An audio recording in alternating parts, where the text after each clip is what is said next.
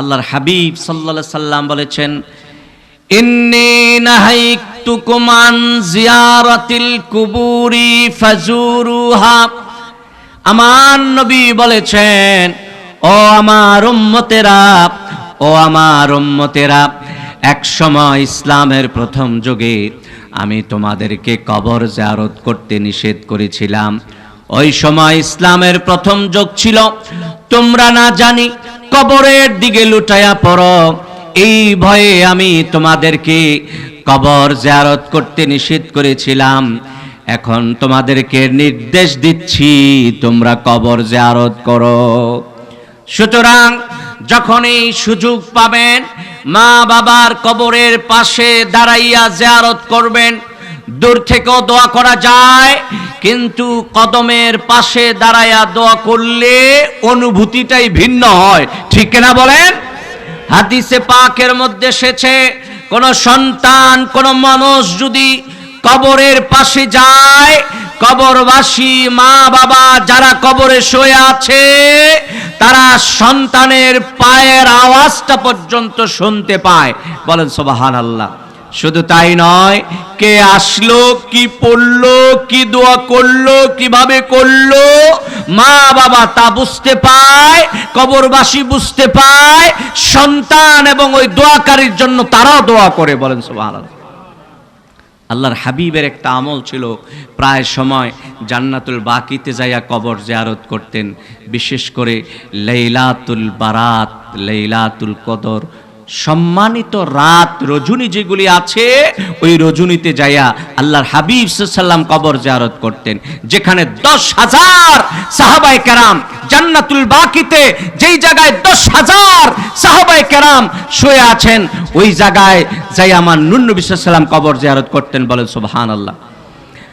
আম্মা জান আয়েশা বলে, আমি তাকিয়ে দেখলাম মুষলধারে বৃষ্টির মধ্যে দাঁড়িয়ে আমার প্রাণের নবী সাল্লাল্লাহু আলাইহি সাল্লাম কবর জিয়ারত করছেন, আর রহমতের বৃষ্টি আল্লাহর হাবিবের মাথায় পড়ছে, কাপড়ে পড়ছে, পাগড়িতে পড়ছে, শরীরে পড়ছে। আমি দূর থেকে লক্ষ্য করে দেখলাম আমার নূর নবীর গায়ের জামা, টুপি, পাগড়ি সব মনে হয় ভিজে যাচ্ছে। যখন আমাদের উপর বৃষ্টি আসে, আমরা বাজারে, হাটে বাজারে, রাস্তাঘাটে থাকলে, বৃষ্টি আসলে আমরা কি করি? ছায়ার নিচে যাই, চালের নিচে যাই, যেখানে গেলে বৃষ্টি পড়বে না সেই জায়গায় যাই। কিন্তু আম্মা জান আয়েশা বলে, আমি লক্ষ্য করে দেখলাম আমার হাবিব সাল্লাল্লাহু আলাইহি সাল্লাম কোথাও আশ্রয় নিচ্ছেন না, মুষলধারে বৃষ্টির মধ্যে দাঁড়িয়ে আছেন, বৃষ্টিতে ভিজতেছেন। আমি বড় চিন্তায় পড়ে গেলাম। দীর্ঘক্ষণ কবর জিয়ারত মোনাজাতের পরে আমার নবী সাল্লাল্লাহু আলাইহি সাল্লাম ফিরলেন বাড়ির দিকে। আমি চিন্তা করলাম নবীজির কিভাবে খেদমত করা যায়, নবীর শরীরটা মুছে দেওয়ার জন্য আমি প্রস্তুত হয়ে রইলাম, নবীর গায়ের জামাগুলি পরিবর্তনের জন্য আমি প্রস্তুত হইলাম। কিন্তু আল্লাহর হাবিব সাল্লাল্লাহু আলাইহি সাল্লাম যখন আমার দরজার সামনে হাজির হইলেন, আমি দেখলাম দীর্ঘক্ষণ ভিজার পরে আল্লাহর হাবিবের মাথাও ভিজে নাই, পাগড়িও ভিজে নাই, জামাও ভিজে নাই, সবকিছু শুকনা আছে। বলেন সুবহানাল্লাহ। আম্মা জান আয়েশা বলে, আমি অবাক দৃষ্টিতে তাকিয়ে রইলাম, কিরে মুষলধারে বৃষ্টির মধ্যে ভিজার পরেও টুপিও ভিজলো না, জামাও ভিজলো না, পাগড়িও ভিজলো না, শরীরে এক ফোঁটা পানিও লাগলো না। ব্যাপারটা কি কিছুই বুঝলাম না। বারবার তাকাচ্ছিলাম টুপির দিকে, জামার দিকে, পায়ের দিকে। আমার নবী সাল্লাল্লাহু আলাইহি সাল্লাম ডাক দিয়ে কয়, আয়েশা তুমি এইভাবে তাকাচ্ছ কেন? আম্মা জান আয়েশা বলে, ইয়া রাসূলুল্লাহ সাল্লাল্লাহু আলাইহি সাল্লাম, আমি দেখতেছিলাম আপনি ভিজতেছিলেন, অথচ আপনার গায়ের মধ্যে এক ফোঁটা পানিও দেখতেছি না। আল্লাহর হাবিব সাল্লাল্লাহু আলাইহি সাল্লাম মুস্কি হাসি দিয়ে বললেন, আয়েশা মনে হয় তুমি তোমার মাথায় আমার কোনো রুমাল অথবা চাদর দিয়েছিলে। বলেন সুবহানাল্লাহ। আম্মা জান আয়েশা বলে, ইয়া রাসূলুল্লাহ সাল্লাল্লাহু আলাইহি সাল্লাম, আপনার নূরের চাদরটা আপনার বিছানায় পড়া ছিল, আমি চিন্তা করে দেখলাম কোন সময় তো চাদরটা গায়ে দেওয়ার সুযোগ পাইলাম না, আপনি গায়রে হাজির, এখন হাজির নাই, এই সুযোগে আপনার চাদরটা একটু মাথায় দিয়েছিলাম। আমার নবী ডাক দিয়ে কয়, আয়েশা রে, ও আয়েশা, আমার চাদরটা তোমার মাথার উপরে দেওয়ার কারণে আল্লাহ তোমার অন্তর্দৃষ্টিটা খুলে দিয়েছিল, তুমি দেখেছো বৃষ্টি পড়েছে। আসলে ওইগুলি বৃষ্টি ছিল না, পানি ছিল না, ওইগুলি ছিল আমার উপরে রহমত। বলবেন না সুবহানাল্লাহ? চিৎকার করে বলতে পারবেন আল্লাহু আকবার? আমরা রহমত দেখি না, তারপরে বিশ্বাস করি আম্মা জান আয়েশা বলে কোনোদিন রহমত দেখি নাই, কিন্তু আমার বিশ্বাস হয়ে গেছে ওই দিন থেকে, না দেখলেও রহমত আছে, আমাদের সঙ্গী হয়ে থাকে। বলেন সুবহান। আজকের এই প্যান্ডেলের ভিতরে রহমত আছে, আপনারা কি দেখেন? আপনারা যখন রাস্তায় চলেন, আপনাদেরকে বিপদ আপদ থেকে, অ্যাক্সিডেন্ট থেকে বাঁচানোর জন্য আল্লাহর রহমত আপনাদের মাথায় নাজিল হয় কম বেশ, আপনারা কি দেখেন? বিশ্বাস তো করেন, ঠিক কিনা ভাইয়ের আমার? সম্মানিত হাজিরিন, সব সময় রহমত থাকে, বিশেষ সময় বেড়ে যায়, আমলের সময় বেড়ে যায়, গুনাহ মাফের সময় বেড়ে যায়। আমাদের যখন আমরা গুনাহে লিপ্ত হই, রহমত একদম জিরো পর্যায়ে চলে যায়। একজন মানুষ যখন গুনাহে লিপ্ত হয়ে যায়, একটা মুসলমান যখন গুনাহে লিপ্ত হয়ে যায়, তার উপর থেকে আল্লাহর রহমত সরে যায়, রহমতের ফেরেশতারা দূরে চলে যায়। ওই সময় যে কোনো বিপদ আপদ ঘটে যেতে পারে। এই কারণে মুসলমান ভাইয়েরা, আপনাদেরকে উদারত আহ্বান করব, গুনাহে লিপ্ত হবেন না, গুনার কাজ করবেন না। জীবনে অনেক ওয়াজ শুনেছেন, বেঁচে থাকলে অনেক ওয়াজ শুনবেন, কিন্তু যদি ওয়াজ শোনেন আবার গুনাহ করেন, ওয়াজ শোনেন আমল না করেন, গুনাহে লিপ্ত হয়ে যান, উপকার অনেক বেশি হওয়ার থেকে কম হবে। ঠিকই ওয়াজ শুনেছেন, সওয়াব পাবেন, কিন্তু আমল যদি করেন, গুনাহমুক্ত জীবন যাপন যদি করতে পারেন, অনেক উপকার হবে, অনেক ফায়দা হবে। আল্লাহ গুনাহ টুটাফাটা করলে মাফ করে দিবে, আল্লাহর কাছে তওবা করলে আল্লাহ পাক বান্দার গুনাহ রাখে না। বলেন সুবহানাল্লাহ। এই যে আমরা অন্যায় করি, গুনাহ করি, কত বেশি করি? অনেক বেশি করি না? গুনার কোনো শেষ আছে আমাদের? এই আমরা কি কম গুনাহ করি? আল্লাহ পাক অনেক রহমতের মালিক, পাহাড় সম রহমতের মালিক। এই কারণে আল্লাহ পাক ধৈর্য ধরে আমাদেরকে তার রহমত দ্বারা বাঁচাইয়া দেয়। অন্যথায় আল্লাহ যদি কাহার হয়ে যান, আমাদেরকে তার আযাবের মধ্যে গ্রেফতার করে দুনিয়ায় তো হালাক করে দিতে পারে। পারে না? বলেন পারে না? বলেন পারে না? ভাইরা আমার, সম্মানিত হাজিরিন, আমরা মুসলমান, আমাদেরকে সৃষ্টি করেছেন আল্লাহ।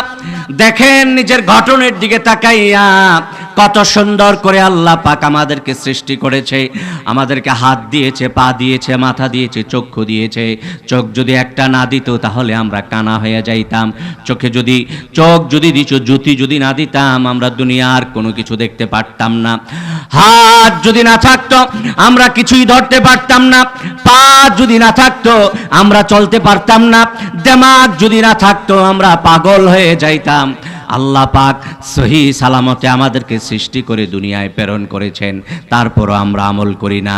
আমার আল্লাহ ডাক দেয়া বলে, ইয়া আইয়ুহাল ইনসানু মা গাররাকা বিরাব্বিকাল কারীম আল্লাযী খালাকাকা ফাসাওয়াকা ফাআদালাক। আমার আল্লাহ বড় আফসোস করে আমাদেরকে ডাক দিয়ে বলে, ও মানুষ জাতিরা, তোমাদেরকে এত সুন্দর করে বানাইলাম, এত সুস্থ করে বানাইলাম, তোমাদেরকে পরিপূর্ণতা দিলাম, তারপরেও তোমরা কেন আমি আল্লাহ থেকে দূরে সরে আছো?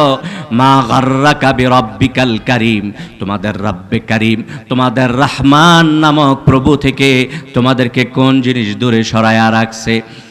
হযরতে আলী বলে, ও দুনিয়ার মুসলমানেরা, কিয়ামতের ময়দানে আল্লাহ পাক একই প্রশ্ন আমাদেরকে করবে, মা গাররাকা বিরাব্বিকাল কারীম, ও আমার বান্দারা, এত আদর করে বানাইলাম তোমাদেরকে, এত কিছু দান করলাম, এত সব দিলাম, তারপরে তোমাদের রব্বে কারীম থেকে তোমরা কেন দূরে সরে রইলা? হযরতে আলী বলে, ওই দিন যদি আল্লাহ পাক আমাকে জিজ্ঞাসা করে, আলী রে, ও আলী, কোন জিনিস তোমাকে রব্বে কারীম থেকে, রহমান তোমার প্রভু থেকে দূরে সরাইয়া রাখছে, আমি সেদিন বলবো গর্রানি কারামুকাল কারীম। ও আমার রব, ও আমার আল্লাহ, ও আমার প্রভু, ও আমার রব, আমাকে দূরে সরাইয়া রাখছে, তুমি যে অনেক দয়ার মালিক, এই কারণে তোমার এই গুণ আমারে দূরে সরাইয়া রাখছে। নামাজের সময় হইলে আমি যদি মসজিদে না যাইতাম, তুমি যদি লাঠিওয়ালা ফেরেশতা দিয়ে আমারে পিটাইতা, আমি ঘরে থাকতে পারতাম না। ঠিক কিনা বলেন? নামাজের সময় যদি আপনারা মসজিদে না যান, একদল ফেরেশতা যদি লাঠি দিয়ে আপনাদেরকে পিটায়, ঘরে থাকবেন? বলেন থাকবেন? রোজার মাসে যদি দুনিয়ার কোন মানুষ রোজা ভাঙে, আল্লাহর একদল আযাবকারী ফেরেশতা যদি আইসা আযাব দেয়, দুনিয়ার কোন মানুষ রোজা কি ভাঙতে পারবে? আল্লাহর যে দয়া মায়া অনেক বেশি, এই কারণে আমরা আল্লাহ থেকে দূরে সরে আছি। ঠিক কিনা বলেন? ভাইরা আমার, আল্লাহর রহমত থেকে দূরে যাওয়া যাবে না, সব সময় আল্লাহর রহমতের ভিতরে থাকতে হবে। তার জন্য দরকার আমল, ইবাদত, গুনাহমুক্ত জীবন যাপন করা। না, কিয়ামতের ময়দানে কি হবে? বিচার হবে। একজন আল্লাহর ওলিকে একজন বাদশা প্রশ্ন করেছিল, আল্লাহর ওলি রে, তুমি আমারে জবাব দাও, কিয়ামতের ময়দানে কি হবে? আল্লাহর ওলি বলেছেন, ও বাদশা, কিয়ামতের ময়দানে বিচার হবে। যার নেক আমল বেশি হবে আল্লাহ তাকে জান্নাত দিবে, যার বদ আমল বেশি হবে আল্লাহ তাকে জাহান্নাম দিবে। কথা বুঝেন নাই? এই আপনারা কি কথা বোঝেন? নেক আমল বেশি হইলে হাসরের ময়দানে আল্লাহ জান্নাত দিবে, আর বদ আমল যদি বেশি হয় আল্লাহ পাক জাহান্নাম দিবে। এটা হচ্ছে বিচার। এটা কি? হ্যাঁ, কাউকে যদি আল্লাহ মাফ করে দেয় গুনাহ বেশি হওয়ার পরেও, সেটা কি? আল্লাহর রহমত। ঠিক কিনা? ওইটা কি? আল্লাহর দয়া। আমরা যদি বিচারে যেতে চাই, আমরা জনমে ঠকবো। ঠিক কিনা? আমাদেরকে সব সময় আল্লাহর রহমতের প্রত্যাশী হতে হবে। ঠিক কিনা বলেন? আল্লাহকে বলতে হবে, রব্বুল আলামিন, আমলের দাপটে বেহেশতে যেতে পারবো না, যদি তোমার রহমত আমার সাথে থাকে ওই দিনে, তাহলেই বেহেশতে যেতে পারবো। ঠিক কিনা বলেন? বাদশা যখন এই জবাব শুনলো আল্লাহর ওলি থেকে, যে কিয়ামতের ময়দানে বিচার হবে, আমল বেশি হইলে নেক আমল বেহেশতে যাবে, গুনাহ বেশি হইলে জাহান্নামে যাবে, বাদশা আল্লাহর ওলিরে কয়, ফা আইনা রাহমাতুল্লাহ? যদি বিচার এমন হয় গুনাহ বেশি হইলে জাহান্নামে যেতে হয়, নেক আমল বেশি হলে জান্নাতে যাওয়া যাবে, তাহলে আল্লাহর রহমত গেল কোথায়? সুবহানাল্লাহ পড়বেন। আল্লাহর ওলি বাদশাকে ডাক দিয়ে কয়, ও বাদশা, আল্লাহ পাক একদল মানুষকে বিনা হিসাবে জান্নাত দিবে, আল্লাহ পাক একদল মানুষকে রহমত দিয়া বেহেশতে দিবে। তারা কারা? এটাও আল্লাহ কোরআনে বলে দিয়েছে। আল্লাহ পাক বলেছে, ইন্না রাহমাতাল্লাহি করিবুম মিনাল মুহসিনিন। যারা মুহসিন হবে তাদের সঙ্গী হয়ে আল্লাহর রহমত থাকবে। বলেন সুবহানাল্লাহ। বলেন না সুবহানাল্লাহ ওয়ালহামদুলিল্লাহ লা